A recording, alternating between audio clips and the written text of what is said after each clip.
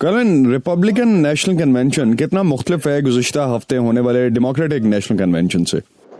Absolutely. I think the Republicans are trying to differ themselves. جی بالکل، Republicans اپنے convention کو democrats کے convention سے مختلف شکل دینے کی کوشش کر رہے ہیں، چونکہ دونوں جماعتوں کے کنونشنز آگے پیچھے ہو رہے ہیں۔ اس سے ایک مقابلے کی فضا تو یقیناً ہے۔ صدر ٹرمپ نے پیر کے روز شارلٹ سے براہ راست کنونشن میں شرکت کی۔ انہوں نے اس موقع پر موجود 336 پارٹی ڈیلیگیٹس سے خطاب کیا، جو انتہائی غیر معمولی تھا، کیونکہ صدارتی امیدوار عموماً ان کنونشنز میں آخری روز سے پہلے نظر نہیں آتے۔ باقی کا سارا کنونشن مکمل طور سے ورچوئل ہوگا۔ آج رات ایک اور ورچوئل تقریب ہوگی، بدھ کو بھی، پھر جمعرات کو جب صدر ٹرمپ وائٹ ہاؤس کے جنوبی لان میں اپنی نامزدگی پر رضامندی کا اظہار کریں گے۔ اس تقریب میں تمام 336 ڈیلیگیٹس کو بلایا گیا ہے۔ نارتھ کیرولائنا میں اب تک تقریباً 1,55,000 کووڈ کیسز سامنے آ چکے ہیں۔ یہاں آئے جو ڈیلیگیٹس ہیں کتنے کمفرٹیبل ہیں یہاں آنے میں یا اور ٹھہرنے میں یہاں پہ؟ They have taken a lot of precautions. The delegates were tested not only when they were leaving their state, but also اس حوالے سے بہت سی احتیاطی تدابیر اختیار کی گئی ہیں۔ ڈیلیگیٹس کو نہ صرف اس وقت ٹیسٹ کیا گیا جب وہ اپنی ریاستوں سے روانہ ہو رہے تھے، بلکہ یہاں نارتھ کیرولائنا میں ان کے ہوٹلز میں پہنچنے پر بھی۔ اس کے علاوہ انہوں نے چھوٹے چھوٹے سیاہ رنگ کے آلے پہن رکھے ہیں، جو کہ یہ مانیٹر کر رہے ہیں کہ وہ کن لوگوں سے رابطے میں آ رہے ہیں، تاکہ اگر کسی کو کرونا لاحق ہو جائے تو ان سب لوگوں کو خبردار کیا جا سکے۔ اس کے علاوہ کرونا کی وجہ سے یہاں شارلٹ میں تقریب کے مقام کے آس پاس سیکیورٹی کے سخت اقدامات کیے گئے ہیں، جیسے میں آپ کو دکھاتی ہوں۔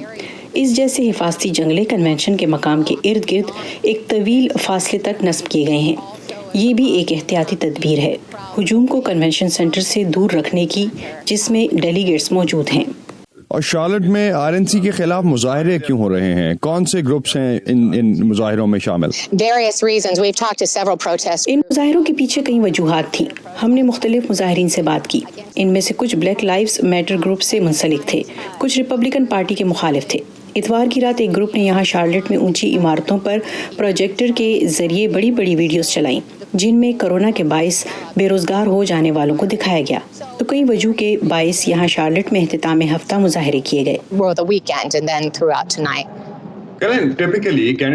کرن، عموماً کنونشنز میں جب امیدوار اپنی نامزدگی قبول کر لیتے ہیں تو ان کی اپروول ریٹنگز اوپر چلی جاتی ہیں۔ اس وقت کیا صورتحال ہے؟ دونوں امیدواروں کی مقبولیت کہاں ہے اس وقت؟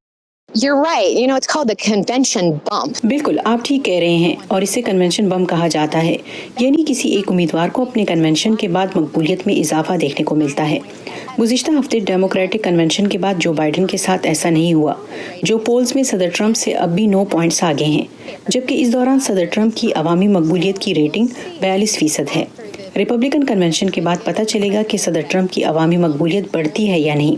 اگر دونوں ہی امیدواروں کی ریٹنگ نہیں بڑھی تو ہو سکتا ہے کہ اس کے لیے اس بار کنونشنز کی ورچوئل نوعیت ذمہ دار ہو۔